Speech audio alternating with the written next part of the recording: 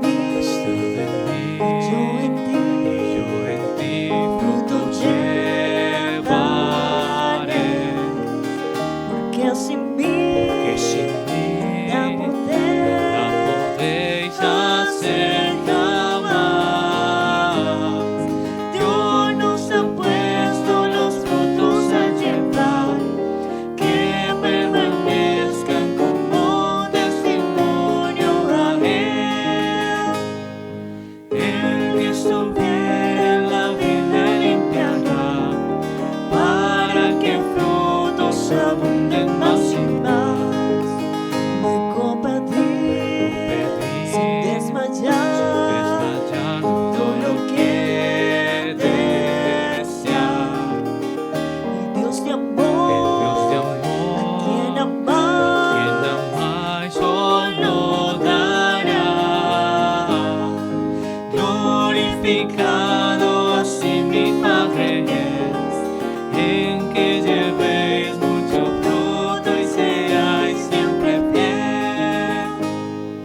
Por mis palabras vosotros limpios sois, con el amor de mi Padre amo yo. Dejad mi amor siempre brillar con todo su fuego, que tú serás obedecer mi voluntad.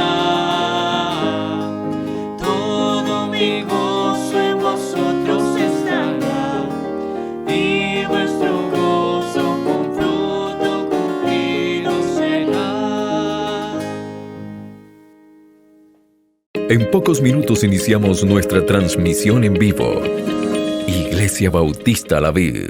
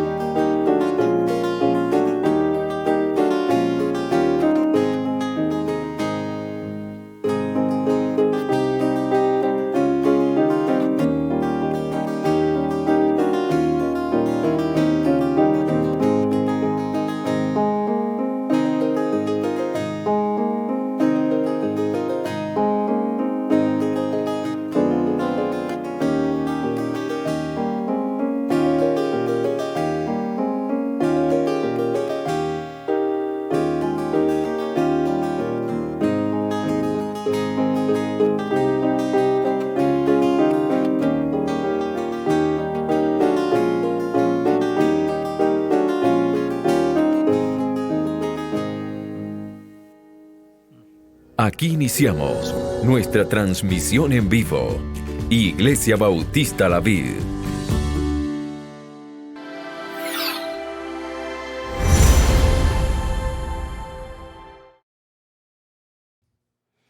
Muy buenas noches, amados hermanos. Dios les bendiga ricamente. Es un privilegio volver a estar juntos, disfrutando el gozo de estudiar las Escrituras. Y seguimos hablando sobre la protección contra la obra demoníaca.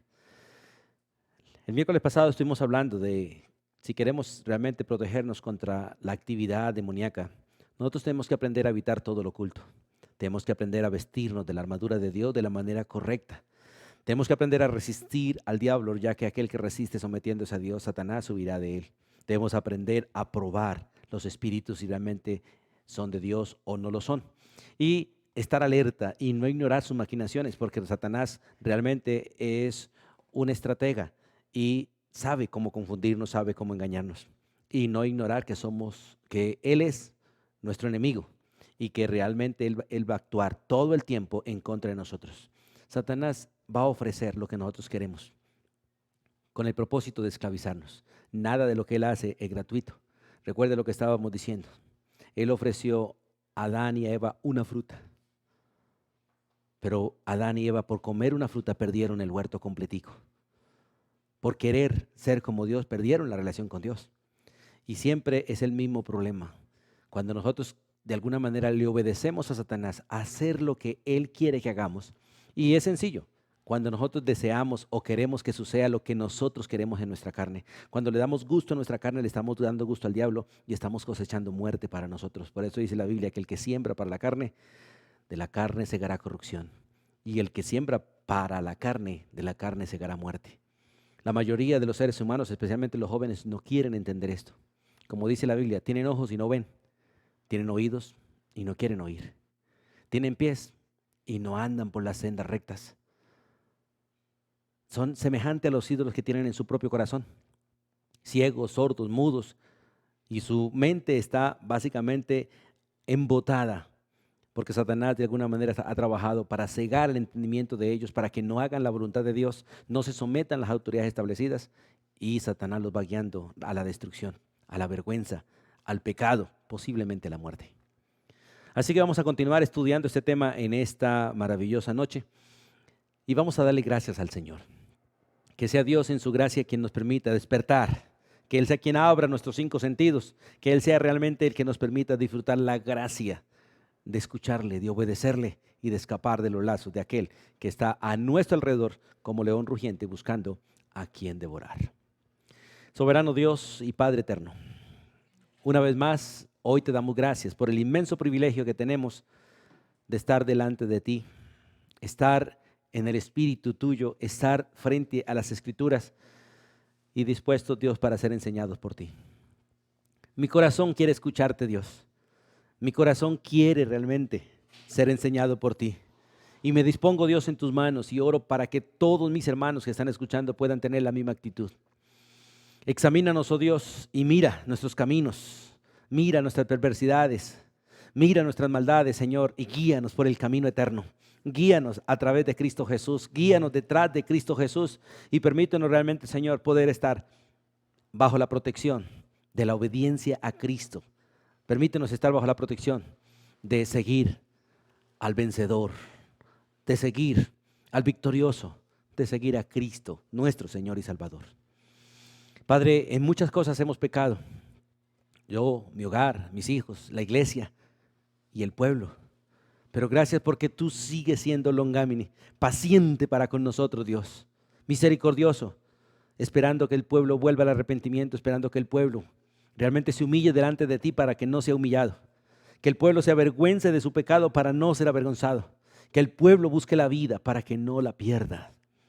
Hoy en el nombre de Jesús oramos por tu iglesia a nivel mundial, por tu cuerpo, Dios, por el cuerpo de Cristo Jesús, para que tú, Señor, nos permitas despertar del sueño, levantarnos, Dios, y poder ver con nuestros ojos de la manera que tú, Señor, quieres que veamos, oír con nuestros oídos, palpar con nuestras manos, oler, Señor, y disfrutar la gracia, Dios, de andar en obediencia, de andar en madurez, de disfrutar, Señor, el escudriñar las Escrituras y caminar contigo en integridad. Tu bendición sea para con todos nosotros, en el nombre de Jesús.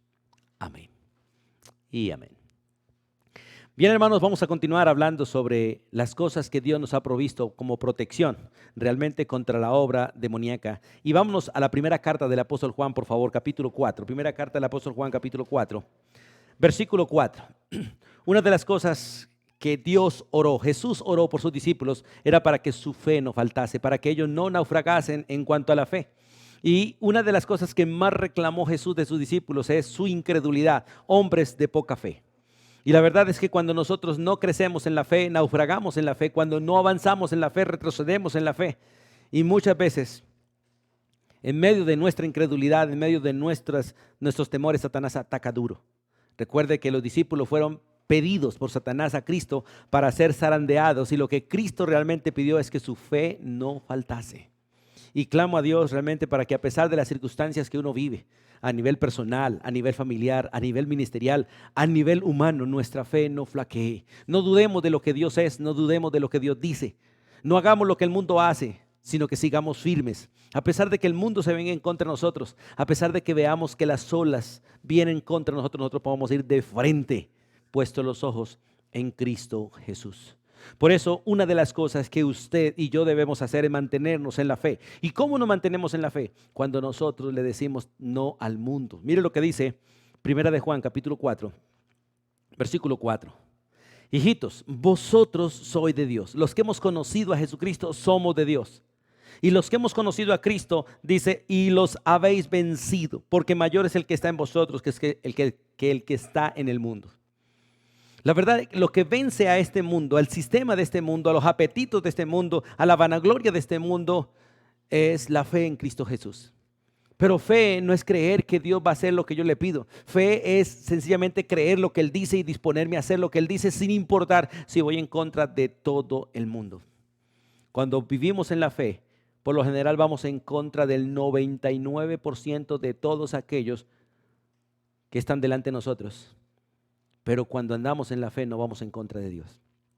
Y usted tiene que elegir si va a favor de Dios o en contra de Dios. Si escoge los 99 del mundo para ir a favor de ellos, o escoges a Dios. Por eso el texto es claro cuando dice, vosotros, hablándole a los que han creído en Cristo, hijitos, vosotros sois de Dios, porque los que hemos creído en Cristo, por tener a Cristo, el Hijo de Dios, somos hijos de Dios. Y nosotros hemos vencido al mundo gracias a la obra de Cristo, gracias al proceder de Cristo, gracias a la fe de Cristo. Y Él ha venido a nosotros y nos ha impartido su justicia, nos ha impartido su fe, nos ha impartido su gracia, nos ha impartido su victoria. Por esto, nosotros en Él somos más que vencedores.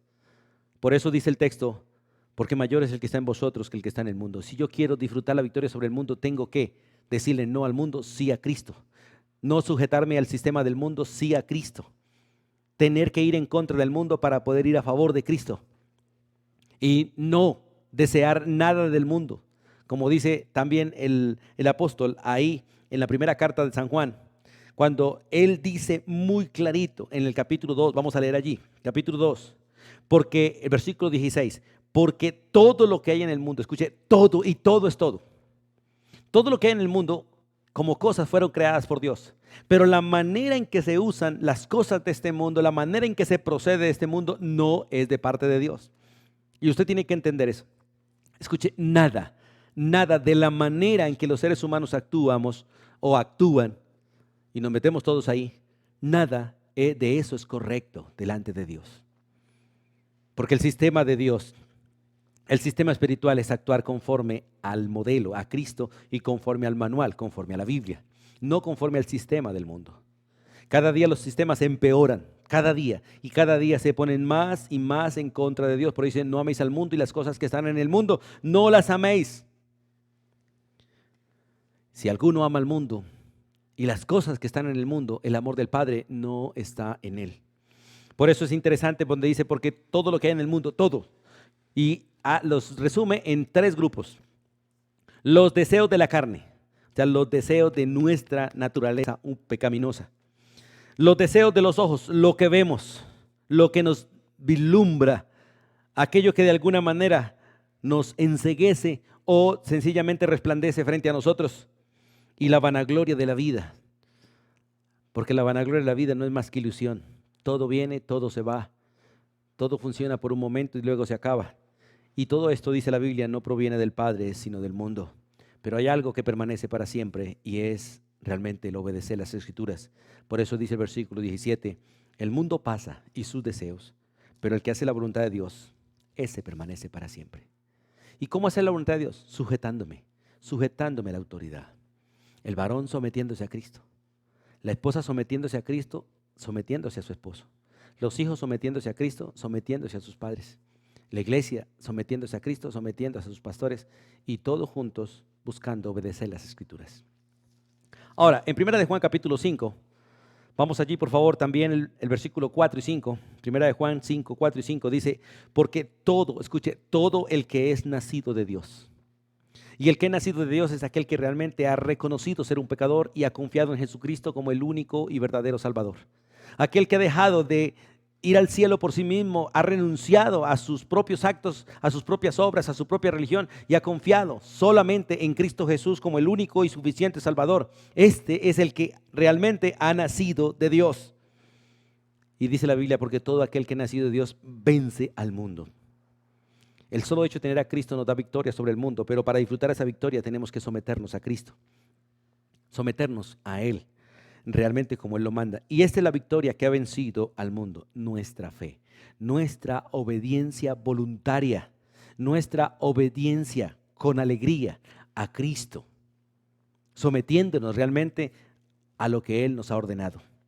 ¿Y quién es el que vence al mundo? Dice, sino el que cree que Jesús es el Hijo de Dios. Si usted quiere tener victoria sobre Satanás, tiene que primero tener ese privilegio de arrepentirse y confiar en Jesucristo, en la victoria de Cristo, en la obra de Cristo, su venida a la tierra, su encarnación, su vida terrenal, hombre perfecto, su muerte, su sepultura, su resurrección y su glorificación. Y creer que Él está sentado allí en el trono intercediendo por ti y pronto viene a recogernos a nosotros para que nosotros estemos con Él y disfrutemos en plenitud la victoria que nos ha dado sobre el mundo, porque ya no estaremos más en este mundo.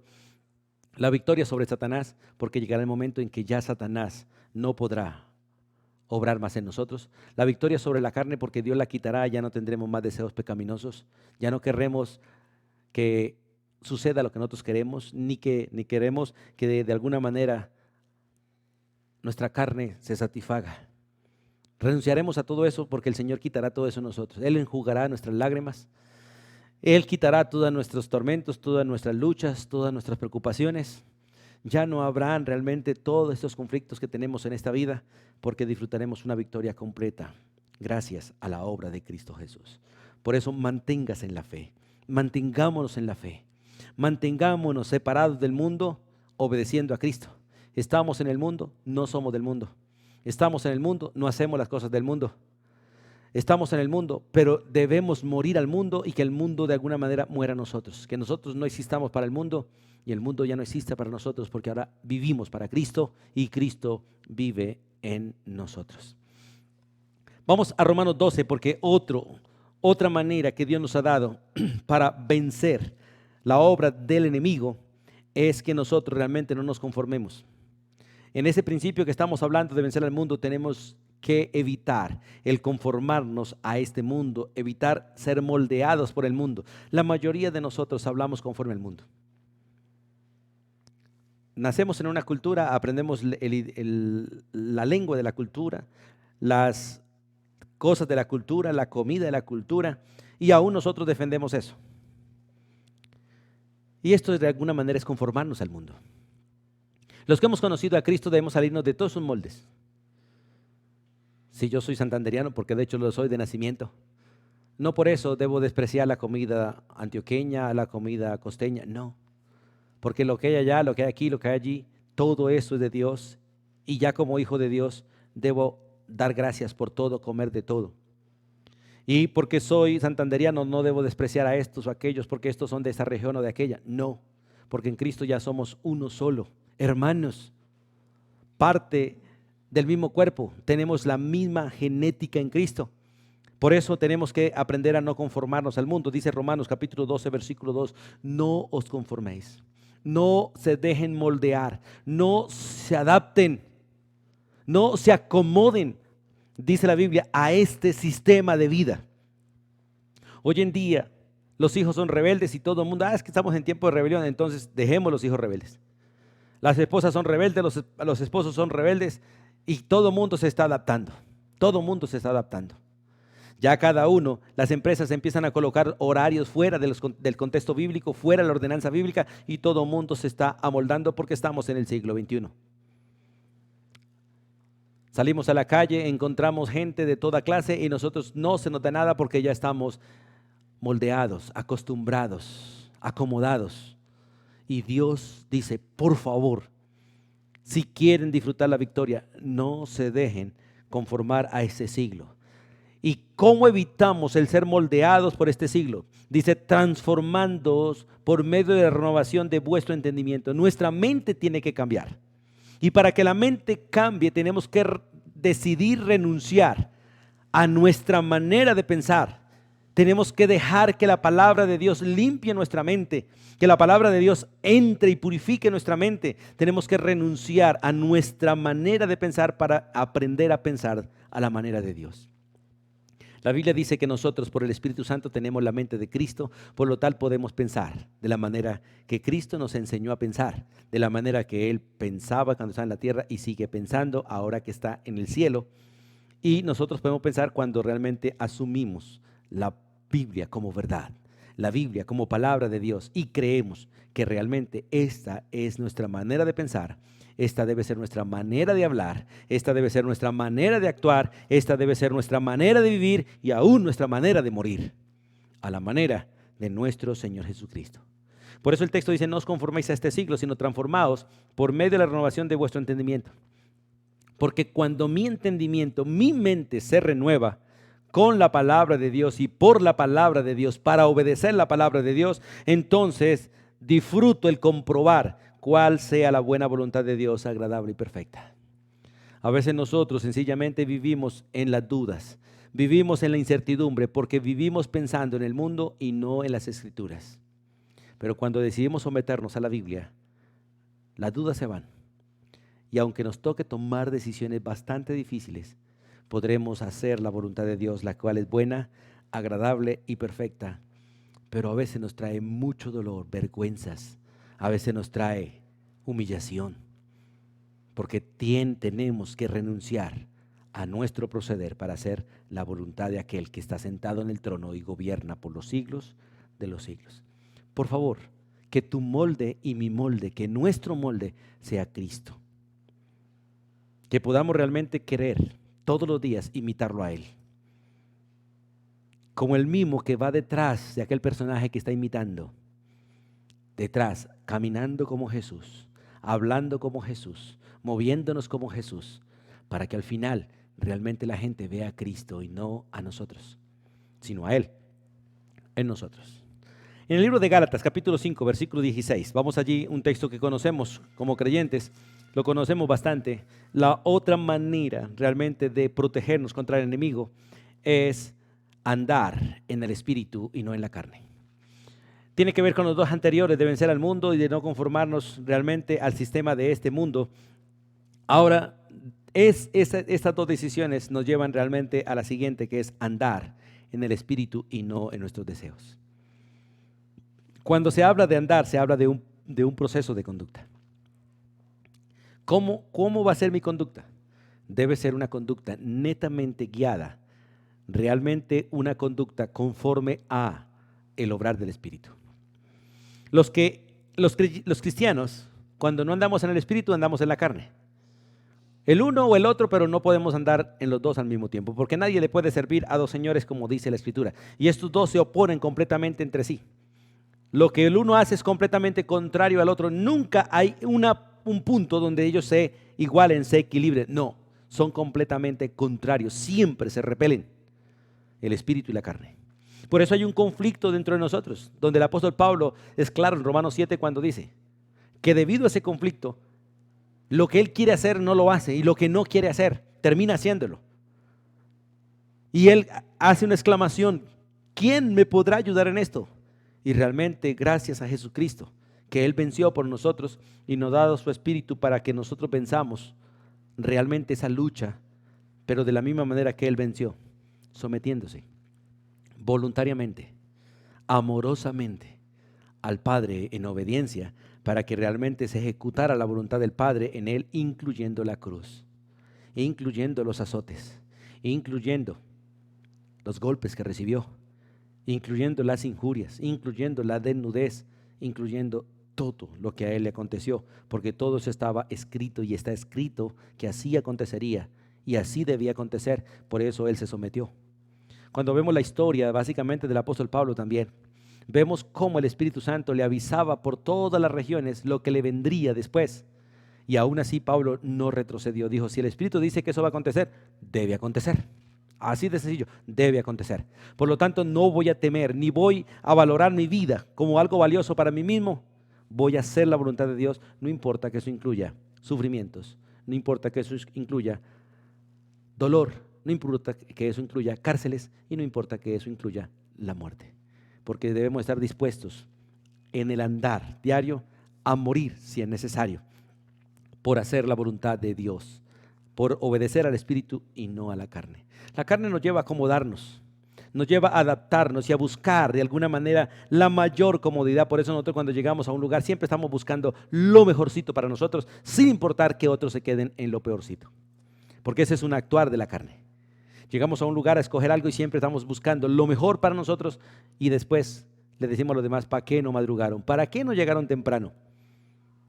Y salimos con ese dicho que tenemos en Colombia, que al que madruga, Dios le ayuda. Y no es que Dios le haya ayudado, es que usted sencillamente decidió buscar lo mejor para usted y dejar lo peor para otros, por andar en la carne y no en el Espíritu. Cristo vino a darnos lo mejor a nosotros, a pesar de que a Él le aconteciera lo peor. Y gracias a esa decisión, nosotros vamos al cielo hoy, gracias al sacrificio de Cristo. Gracias a que Él decidió realmente hacer la voluntad del Padre, decidió amar a la manera del Padre, decidió realmente caminar como es digno de Dios. Como dice la Escritura, andad como es digno de Dios. Vivamos realmente como agrada al Señor. Y ese texto de Gálatas 5:16, digo pues, andad en el Espíritu, escuche, es una orden, andad en el Espíritu y no satisfaceréis los deseos de la carne. Si yo quiero evitar andar en mi carne, necesito someterme a la voluntad del Espíritu. Pero cuando me someto a la voluntad de carne, automáticamente me rebelo contra el Espíritu. Soy enemigo del Espíritu, soy opositor del Espíritu, resisto al Espíritu.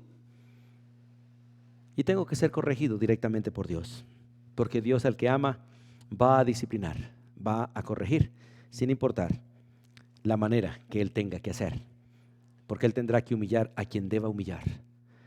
Y si es necesario enfermar o matar a quien deba enfermar o matar, Él lo hará para humillar nuestra carne, a fin de que realmente un día disfrutemos la plenitud de andar en el Espíritu. Otra herramienta que Dios nos ha dado para vencer al enemigo. Vamos a Primera de Juan, por favor. Primera de Juan, capítulo 1, versículo 9, es la confesión.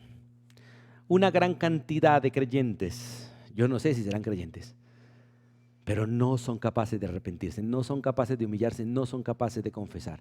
Y si no son capaces, hay dos cosas. Bien, no son creyentes, o dos, están invadidos por la soberbia, invadidos por el orgullo. Y el orgullo no le permite a uno reconocer sus errores, sus equivocaciones. Y esas personas están lamentablemente bajo el dominio de Satanás. Porque Satanás gana ventaja en los soberbios, en los orgullosos, en los arrogantes, para darles suficientes razones para que escuden su pecado y lo tapen de alguna manera tan bien forrado que parezca que es una obra justa, cuando realmente es una cosa inmunda, con una envoltura casi que perfecta. Porque es la falsificación del enemigo. Por eso dice la Escritura en San Juan 1:9, en Primera de Juan 1:9, si nosotros, escuche, si nosotros los que hemos creído en Cristo, confesamos nuestros pecados, reconocemos delante de Dios lo que hemos hecho mal, y para confesar nuestro pecado no podemos mirarlo a la luz de nuestro entendimiento, a la luz de nuestro corazón, tenemos que mirarlo a la luz de las Escrituras. No es lo que dice la gente, no es lo que pienso yo, no es lo que hace el mundo, es lo que dicen las Escrituras. ¿Qué dice Dios respecto a esto o aquello? ¿O qué haría Cristo respecto a esto o aquello? Y automáticamente Dios obrará en nosotros por su Espíritu para que nosotros realmente veamos nuestros errores, nuestras falencias, nuestras equivocaciones y confesemos todo esto como pecado, como violación a la ley de Dios. Por eso el texto dice, si confesamos nuestros pecados, sí lo hacemos, si no lo hacemos, no. Escuche, el que no confiesa, hay gente que dice, perdóneme, y que quieren que le perdonen. Cuando uno confiesa, dice exactamente lo que ha hecho, lo que está haciendo o lo que piensa hacer. Y dice la Biblia que cuando confesamos, que significa decir lo mismo, Él será fiel, porque Él lo prometió, Él cumple. Él será fiel y justo, porque aplica la justicia de Cristo a nosotros para perdonar nuestros pecados y al mismo tiempo limpiarnos de toda maldad, porque la maldad sigue en nosotros. Nuestra naturaleza pecaminosa es una naturaleza mala. Nunca ha dejado de ser mala, nunca lo dejará de ser hasta el día en que realmente seamos separados de este cuerpo y de esta naturaleza pecaminosa. Y Dios nos dé un cuerpo nuevo. Ya no estaremos realmente unidos a esa vieja naturaleza mala, dañada, maliciosa, pecaminosa, rebelde y en contra de Dios todo el tiempo, en contra de la autoridad.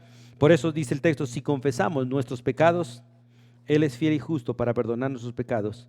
Él es fiel y justo para limpiarnos. Aquí están la obra de Cristo y la obra del Espíritu. Dios nos perdona en los méritos de Cristo y Dios nos limpia en la obra del Espíritu con la palabra todos los días. Porque la palabra de Dios, ¿con qué limpiará al joven su camino? Con guardar la palabra, pero eso no es obra de nosotros, es obra del Espíritu. Cuando nosotros decidimos someternos al Espíritu en obediencia a las Escrituras, somos limpiados de todas nuestras inmundicias.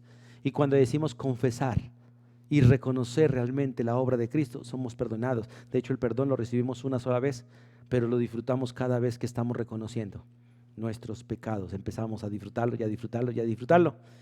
Y seguimos siendo limpiados todos los días de toda contaminación. Como dice Jesús, el que está limpio ya por dentro no necesita bañarse, solo limpiarse. Y el Espíritu Santo sigue trabajando en nosotros para limpiarnos de toda contaminación diaria, de toda inmundicia. Y eso también está aplicado de alguna manera a los enfermos. Recuerde que nos enfermamos por ser pecadores. Si no fuéramos pecadores no nos enfermaríamos. Cristo nunca se enfermó. Él sintió dolor, angustia, porque es parte natural de la creación humana y es parte natural del amor verdadero. Pero nunca se enfermó porque no tenía un cuerpo pecador. Y sanó toda enfermedad y nunca se contaminó de ninguna enfermedad porque su cuerpo no podía ser contaminado, pero al mismo tiempo porque Él creía realmente la obra de Dios. Podía tocar leprosos, confiado, tranquilo, y sanarlos. Su toque no era para contaminarse, sino para sanar. No era para ensuciarse, sino para limpiar. Ese es el toque de Cristo. No es para destruir, sino para derribar. Para levantar. Por eso es maravilloso mirar las Escrituras. Y en Santiago, el capítulo 5, versículo 16, habla de lo mismo. Cuando vamos a orar por los enfermos, porque Dios ordena que cuando alguien está enfermo, los ancianos de la iglesia, los líderes de la iglesia, los pastores, vayamos, oremos por él, ungiéndole con aceite como un simbolismo del Espíritu Santo, y lo hagamos en el nombre del Señor. Escuche, Espíritu Santo y el Señor. Porque realmente en la confesión actúan los dos, la obra de Cristo, la obra del Espíritu, la obra de Cristo, la obra del Espíritu. A través de la confesión disfrutamos el perdón de Cristo y a través de la confesión disfrutamos la limpieza del Espíritu Santo. Y si realmente la enfermedad es por causa de pecado, al confesar recibimos sanidad, porque hemos buscado la medicina correcta, que es sencillamente el ser limpiado de ese pecado, y al ser limpiado de ese pecado se quitarán las consecuencias de ese pecado, entre ellos una posible enfermedad. Ahora, no toda enfermedad es por causa de pecado, pero toda enfermedad sí es por causa de ser pecadores. Por eso hay enfermedades que no se quitan con nuestra confesión, porque son parte de la prueba de Dios, son parte del proceso de Dios para humillarnos, para moldearnos, para mantenernos realmente en sus caminos, para que nosotros crezcamos, para que nosotros seamos fortalecidos y para que entendamos la necesidad que tenemos de depender de Él. Y como dice la Escritura, Él nos aflige para que entendamos que no solo de pan vive el hombre, que necesitamos las Escrituras, necesitamos la obediencia a la palabra de Dios. Dice el versículo 16, confesad vuestras ofensas unos a otros y orad unos por otros. Después de confesar, oremos los unos por los otros para que seáis sanados como producto de una confesión. Después de confesar, oramos, dando gracias a Dios, porque como Él nos perdona, también nos sana. El perdón incluye sanidad, pero muchos no disfrutamos la sanidad del perdón por nuestra rebelión en nuestro corazón. Por eso el texto sigue diciendo, para que seáis sanados, la oración eficaz del justo. ¿Cuál es el justo? El que obedece, el que hace lo recto, el que se somete, el que vive en fe, el que realmente hace aquello que se le ha sido ordenado por Dios. Ese es el justo, el que camina conforme a la justicia, conforme al correcto proceder que Dios nos ha delegado. Y qué bueno que nosotros podamos hacer esto. Y en el libro de Efesios capítulo 4, versículo 26, vamos allí por favor. La escritura dice estas palabras: airaos, pero no pequen. Y si pecan, dice, no se ponga el sol sobre vuestro enojo. O sea, confiesen, arreglen rápido. Porque la confesión nos impide a nosotros que Satanás gane ventaja sobre nosotros. El arrepentimiento correcto y el perdón correcto, porque no solamente es pedir perdón, sino perdonar. Hay una gran cantidad de personas que no quieren perdonar y automáticamente ceden terreno al enemigo. Vamos por favor a la segunda carta a los Corintios. El apóstol Pablo en la primera carta tiene que corregir un asunto de pecado en el capítulo 5 de la primera carta. Y allí la iglesia en obediencia aplica disciplina, aquel muchacho es expulsado. Pero en el capítulo, en el segundo libro, vemos cómo este posible muchacho vuelve a la iglesia arrepentido, pero la iglesia no quiere perdonar. Lo sigue viendo como el pecador, aquel que ha avergonzado el nombre de Cristo, ha avergonzado a la iglesia, y no lo está viendo ya como un pecador arrepentido que necesita misericordia. Y el apóstol Pablo, a través del Espíritu Santo, les escribe en el capítulo 2, versículo 5 en adelante, vamos a leer hasta el 11, para mirar la necesidad no solo de pedir perdón, sino la necesidad de perdonar y no tener nada contra el otro, no ver al otro como nuestro enemigo, sino verlo realmente como una persona necesitada, y una vez arrepentido hay que perdonar. Todo el que se arrepiente hay que perdonarlo. Todo el que se arrepiente hay que pedir perdonarlo. Todo el que pide perdón hay que perdonarlo. De la manera correcta, de la manera que Cristo nos perdonó a nosotros, así debemos perdonar para no darle lugar a Satanás. Leamos. Dice el versículo 5 de 2 Corintios 2. Si alguno me ha causado tristeza, no me la ha causado solo a mí, sino en cierto modo, por no exagerar, a todos vosotros. Porque todo pecado tuyo y mío, como creyentes, es un pecado contra la iglesia universal, contra el cuerpo, porque somos parte del cuerpo. Dice, le basta a tal persona esta reprensión hecha por muchos. Cuando hay disciplina, la disciplina se hace con el propósito no de condenar al pecador, sino con el propósito de que el pecador se humille o que sea humillado para arrepentimiento. Y por eso dice el salmista, bueno me es haber sido humillado para que aprenda a guardar tus estatutos. Hoy una gran cantidad de personas necesitan ser humilladas, necesitan ser aplastadas, sentir realmente la vergüenza pública para humillarse, arrepentirse y hacer lo que es correcto, someterse a la voluntad de Dios. Versículo 7, así que al contrario, vosotros más bien debéis perdonarle y consolarle. ¿Cómo se consuela? Con el perdón. Cuando uno perdona, consuela. Y cuando no lo hace, entonces hacemos que las personas se consuman en demasiada tristeza. Mire, hermano, cuando nosotros producimos tristeza en otros, porque nosotros estamos haciendo cosas malas. Siempre que se produce tristeza en otro, por lo general estamos haciendo cosas que no debemos hacer. La tristeza que produce el arrepentimiento es una tristeza maravillosa, santa y perfecta, porque esa produce alegría. Lágrimas en los ojos, alegría en el alma. Pero la tristeza que trae el pecado, el hacer lo malo, es algo que inunda el corazón, amarga el alma. Y una de ellas es el no perdonar.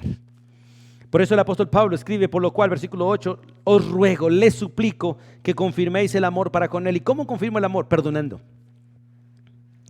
Porque también para este fin os escribí para tener pruebas de si vosotros sois obedientes en todo, y al que vosotros perdonáis, dice la Escritura, yo también.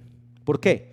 Porque también yo lo que he perdonado, si algo he perdonado, por vosotros lo he hecho en presencia de Cristo, o sea, por amor a Cristo.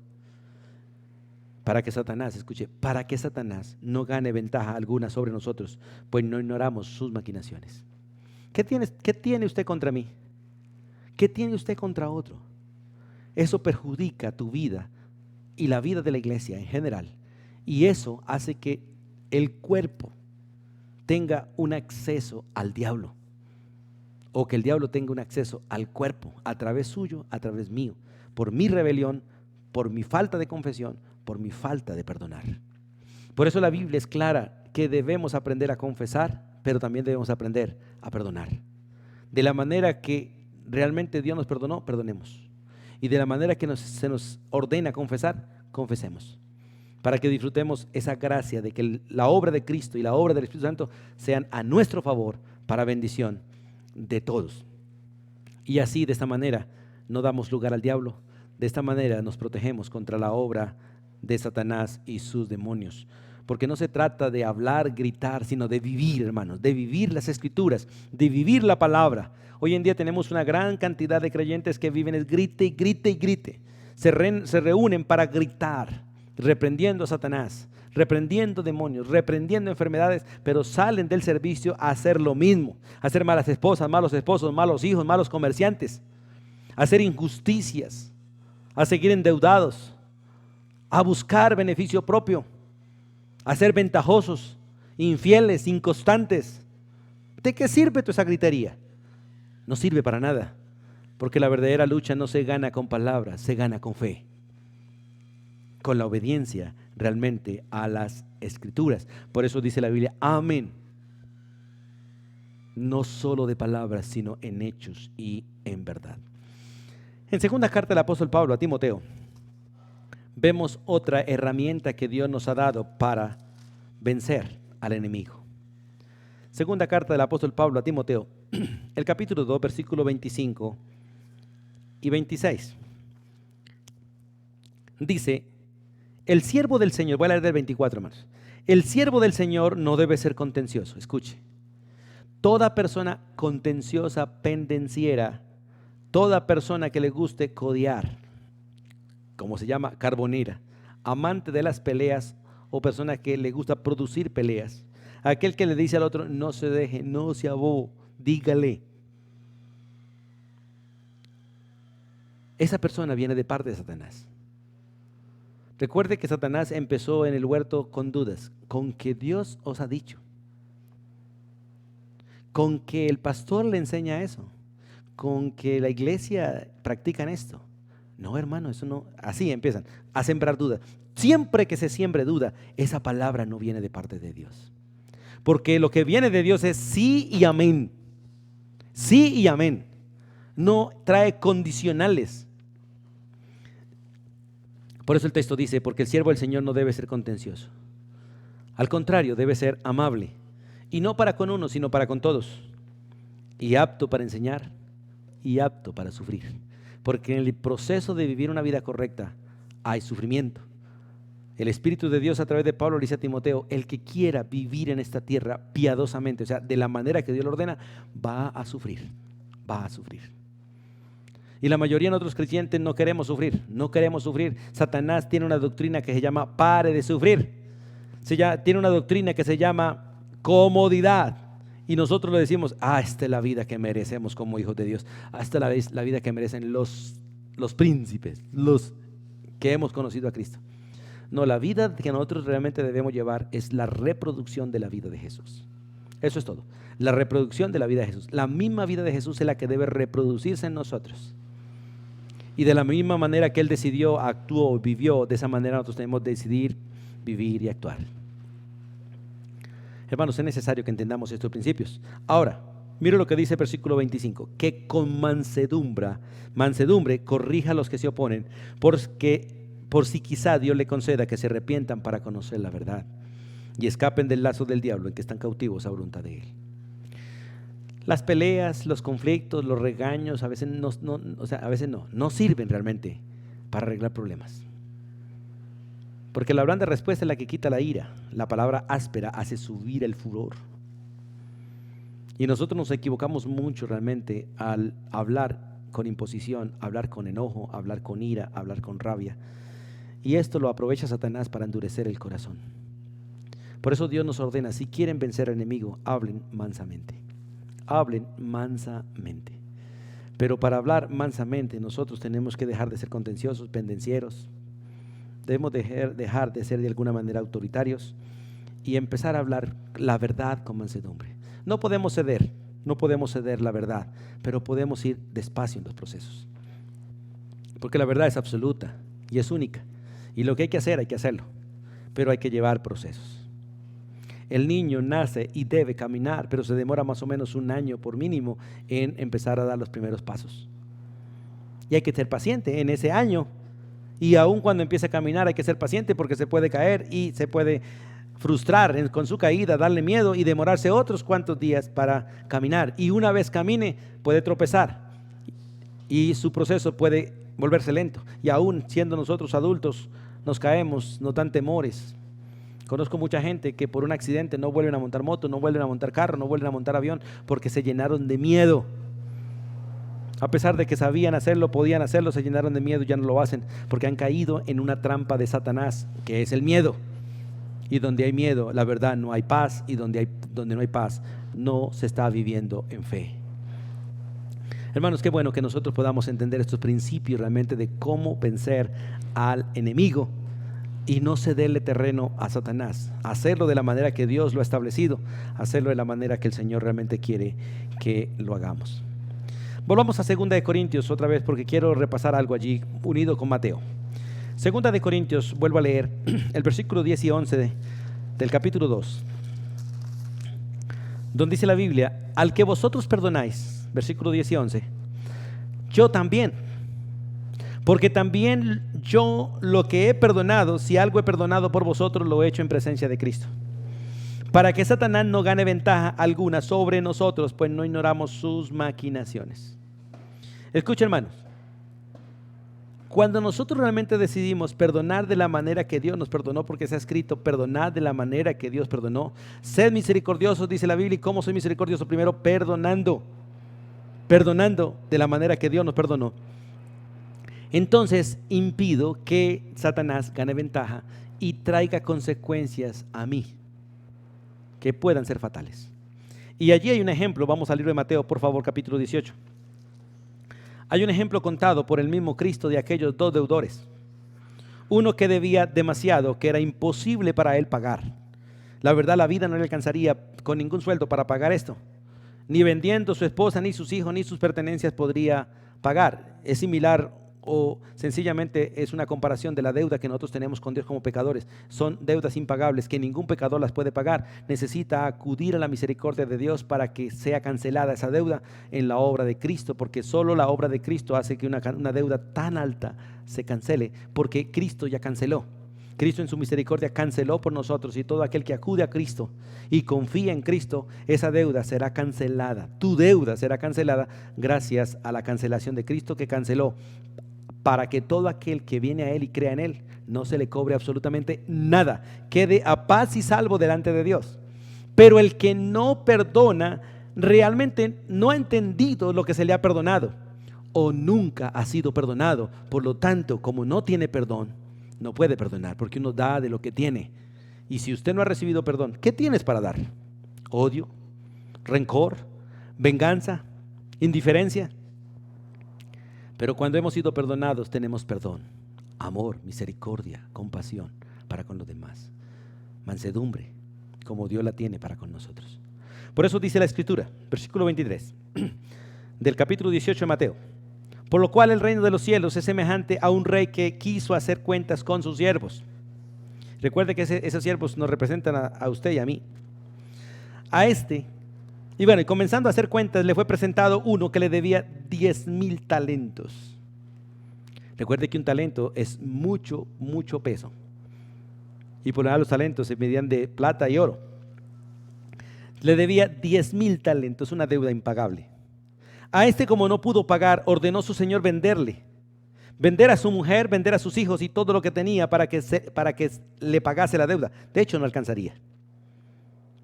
Entonces aquel siervo postrado, escuche, postrado, tomó la posición correcta. Dijo lo que era correcto: Señor, ten paciencia conmigo y yo te lo pagaré todo. Esto realmente no es correcto porque él no podía pagar. Muchos de nosotros nos arrodillamos delante de Dios y la posición de arrodillarnos está bien, postrarnos está bien, pero a veces no entendemos que la deuda que nosotros tenemos con Dios o que teníamos con Dios es una deuda que no se puede pagar, entonces no se puede prometer pagarla. Dios es paciente y puede tener paciencia con nosotros, pero esa deuda nosotros no la podemos pagar. Hubo alguien que la pagó. Así que no debemos decir, yo pago. No, Señor, apúntesela a Cristo, Él pagó por nosotros. Muchas veces me he encontrado en ese dilema con otros hermanos y con mi propio corazón, que a veces lo invitan a uno a comer algo y la gente quiere pagar y uno le dice, no, tranquilo, déjeme pagar a mí. Y tristemente esa soberbia también la ponemos delante de Dios y decimos, Señor, tranquilo, no se preocupe, yo voy a actuar bien para pagarte la deuda. Yo voy a ir a la iglesia, voy a leer la Biblia, voy a orar, voy a cantar, voy a hacer todo lo que tú mandas para pagar la deuda. Eso no se puede. Ninguna obra que nosotros hagamos puede pagar la deuda que Cristo ya pagó, porque es una deuda impagable por nosotros los seres humanos comunes y corrientes y pecadores. Solo la pudo pagar aquel que es Dios y hombre al mismo tiempo, perfecto, el Cordero de Dios. Pero este hombre dice, Señor, ten paciencia conmigo y yo te lo pagaré todo.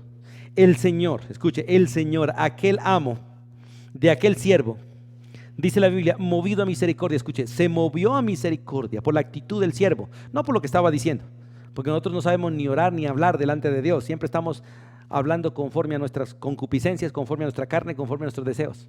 Pero el Señor de alguna manera tuvo compasión de él y fue movido a misericordia y le soltó, escuche, le soltó y le perdonó la deuda. O sea, quedó a paz y salvo delante de Dios. Pero el problema es lo que viene. Pero saliendo aquel siervo que había sido perdonado, halló a uno de sus consiervos, a uno de sus compañeros de trabajo, que le debía solo 100 denarios nomás. Este debía 10,000 talentos, escuche, una deuda impagable comparado con 100 monedas, 100 denarios. Y dice que haciendo, o sea, agarrándolo por el cuello, digamos así, le ahogaba, diciendo, págame lo que me debes. Mire la diferencia. No actuó conforme a la manera en que Dios lo perdonó. Aquí este hombre automáticamente le dio lugar a Satanás. Fue contencioso, fue pendenciero, fue vengativo para cobrarle al otro lo que a él se le había perdonado. Él quiso cobrarlo de manera mundana y humana y pecaminosa. Entonces su consiervo, al igual que él, se postró a sus pies rogando diciendo, ten paciencia conmigo y yo te lo pagaré todo. Este sí podía pagarle, 100 denarios se podían pagar. 100 días de trabajo y se paga. Mas él no quiso, escuche, no quiso. Sino fue y le echó en la cárcel hasta que le pagase la deuda. Viendo sus consiervos, los demás empleados, lo que pasaba, se entristecieron mucho y fueron y refirieron a su señor todo lo que había pasado. Entonces llamándole su señor le dijo, siervo malvado, toda aquella deuda que te perdoné porque me rogaste. ¿No debías tú también tener misericordia de tu consiervo como yo tuve misericordia de ti? Por eso, hermanos, el perdón no puede ser de otra manera que de la manera que Dios lo hizo con nosotros. Tiene que ser de la misma manera, con misericordia y perdón absoluto. No solamente lo que ha hecho, sino lo que está haciendo y lo que puede hacer como Dios lo hizo con nosotros. Porque Él perdonó nuestros pecados pasados, presentes y futuros. Todo lo ha perdonado y todo lo ha puesto sobre Cristo. Y Cristo murió en nuestro lugar para pagar una deuda impagable para nosotros, pero no para Él. Él pagó. Porque lo que usted y yo teníamos en la frente como precio de nuestro pecado es muerte. Debemos morir. Esa es la consigna de la Biblia. Es la consigna de la ley de Dios. Todo pecador, por ser pecador, debe morir. Pero Cristo murió pagando nuestra deuda para que su vida sea nuestra vida, su gloria, nuestra gloria, su victoria, nuestra victoria. Y qué bueno que Él venció al enemigo, pero tenemos que aprender a perdonar. Por eso el versículo 34 y 35 dice, entonces su Señor enojado, porque un día Dios enojado, un día el Señor va a levantarse de su condición de abogado, de intercesor, de sacerdote, y se va a sentar en el trono como rey, como juez, y ya no va a tener esta manera de actuar de hoy, sino que va a actuar realmente en su justicia. Y en su justicia Él está enojado todos los días contra el impío. Todos los días está enojado contra aquel que se deleita en el pecado y contra el creyente que no quiere arrepentirse también. Y lo puede cortar en cualquier momento. No lo condenará, pero lo cortará. Pero el día que se levante contra los impíos enojado, los va a condenar, los va a entregar a sus verdugos hasta que pague toda la deuda. Y como es una deuda impagable, durarán por los siglos de los siglos en el infierno, encerrados en una prisión, siendo atormentados para siempre, por cuanto no quisieron confiar en el que pagó, y en su soberbia quisieron ellos hacer su propia voluntad. Hoy es decisión tuya y mía. ¿Qué vamos a hacer? ¿Pedimos perdón y perdonamos? ¿O nos sometemos a la justicia de Dios? Por eso el versículo 35 dice: así también mi Padre Celestial hará con vosotros, contigo y conmigo, si no perdonamos de todo corazón cada uno a su hermano sus ofensas. Algo más que quiero mostrar en la Biblia, o que la Biblia nos muestra más bien, es ahí en Mateo capítulo 18, versículo 19. Mateo 18, 19. Porque nosotros tenemos que aprender a hacer las cosas bien. Dice la Biblia otra vez: digo que si dos de vosotros se pusieren de acuerdo en la tierra acerca de cualquier cosa que pidieren, será hecho por mi Padre que está en los cielos. Y recuerde que el contexto está hablando del perdonar. Perdonar al infractor, perdonar al pecador. Porque nosotros tenemos que aprender a reunirnos, a orar y ayunar los unos por los otros. Mantenernos alerta. El buen soldado, el buen vigilante mantiene los ojos abiertos. Y la manera de mantener los ojos abiertos realmente es mantenernos en comunicación con Dios. Siempre comunicándonos con Dios sobre todos los asuntos que están pasando dentro y fuera de nuestro corazón. Ese texto dice: si dos de vosotros se pusieren de acuerdo en la tierra acerca de cualquier cosa que pidieran. Este texto básicamente está hablando sobre disciplina en la iglesia. Disciplina aún en el hogar. Padre y madre se pueden reunir para corregir a sus hijos. Uno o dos se reúnen para sondear las cosas y mirar si alguien se rebeló y no quiere cambiar, no quiere confesar, no quiere, hay que disciplinarlo. Y lo que se hace en la tierra de manera correcta, Dios lo aprueba en el cielo. Y lo que se aprueba en el cielo se ejecuta en la tierra. Dios lo ejecuta en la tierra como disciplina. Ananías y Zafira se pusieron de acuerdo para hacer lo incorrecto. Y el Espíritu Santo, juntamente con Pedro, se pusieron de acuerdo para disciplinarlos. Y los dos murieron. El muchacho de 1 Corintios 5, juntamente con la esposa de su padre, se pusieron de acuerdo para hacer lo incorrecto. Pero la iglesia, unida al Espíritu Santo en obediencia a las palabras del apóstol Pablo, o del Espíritu Santo a través del apóstol Pablo, se unieron para hacer lo correcto y pusieron en disciplina a este muchacho, y gracias a Dios porque llegó al arrepentimiento y no a la muerte, porque no le dieron lugar al diablo. En el capítulo 17, versículo 21 del libro de Mateo, 17, 21, la escritura dice estas palabras: pero este género no sale sino con oración y ayuno. A veces la manera de vencer al enemigo es de rodillas, rogando al Señor misericordia, rogando a Dios que Él sea realmente quien nos dé la victoria, que Él sea quien despache. Muchas de las batallas de Israel, ellos las ganaron sin hacer nada. Solamente clamaron delante de Dios. Dios oyó y tronó desde los cielos y venció a sus enemigos. Dios está protegiendo a su pueblo, está protegiendo a sus hijos y protege a todos aquellos que confiamos realmente en Él. Hermanos, qué bueno que entendamos todas estas herramientas. Y usted podría mirar algunas otras en las Escrituras de cómo vencer al enemigo. Pero antes que eso, usted tiene que recordar que nuestro enemigo ya es un enemigo vencido. Lo único que vamos a hacer no es tanto vencerlo, sino disfrutar la victoria, porque Él ya fue vencido. Usted no tiene que vencer a Satanás, ya fue vencido por Cristo. Pero usted y yo tenemos que disfrutar la victoria que Cristo nos dio. Y lo hacemos obedeciendo sus preceptos, obedeciendo sus mandamientos, obedeciendo lo que Él nos ordena hacer. Es el principio del soldado. Cuando el soldado es tomado, ya renuncia a su voluntad para hacer la voluntad de otro. Y cuando se revela esa voluntad, tendrán que hacerle corte marcial. Por eso, familia, qué bueno que usted y yo hagamos lo que es correcto. Nos sometamos a Cristo, nos sometamos a su Espíritu Santo, nos sometamos a las Escrituras y disfrutemos la victoria sobre el mundo, sobre la carne, sobre Satanás. Y vivamos realmente para la gloria del Señor. En una próxima ocasión continuaremos hablando de la doctrina de demonios y de otros aspectos de esta maravillosa doctrina que la Biblia nos muestra claramente. Dios bendiga su vida. Padre, gracias por el inmenso privilegio que tenemos de que nuestros ojos sean abiertos, que nuestros oídos sean abiertos, que podamos, Dios, ver, oír, palpar las verdades bíblicas. Ahora te ruego que tú las lleves a nuestra vida para ponerlas en práctica. Jóvenes, niños, adultos, todo, Dios, líbranos de las estrategias del enemigo, de todos estos planes que Él tiene, Dios, en contra de nosotros.